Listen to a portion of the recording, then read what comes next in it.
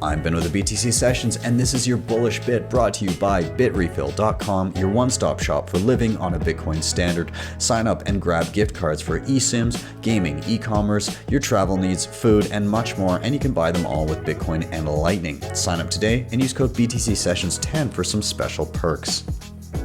Last time I was here, it was sort of like these absurd media narratives, like eggs are going to kill you. You got to eat bugs to save the environment. If inflation's getting out of hand, you should just skip meals. And then your general like orange coin bad from the New York Times, right? And it's sort of indicated like this sense of desperation from mainstream media, I think. But I sort of feel a shift coming on, right? And so you get those videos from like Canada and California with those women, talking about like how they can't live and they don't know what they're gonna do. You got Oliver Anthony making his dollar ain't shit song, and then he was on Rogan, I think 2 days ago.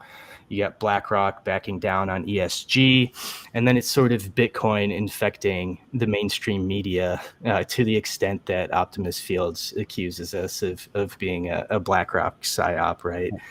So as the media is like sort of starting to shift. So I think last week, maybe the week before, Lisa put up an article from Morningstar on LinkedIn. And the author had this, horrible headline like Bitcoin's going to kill you. But if you actually clicked on it and read it, they did this really great analysis where if you add Bitcoin to a 60-40 stock bond portfolio, it increases your risk adjusted returns by like 25%, right? And so it's like, headline doesn't match, but at the same time, you get better results with Bitcoin. And then I think it was yesterday now, actually saw it with Lisa first again. This senior contributor at Forbes wrote an article essentially saying like it's time to start dollar cost averaging into Bitcoin.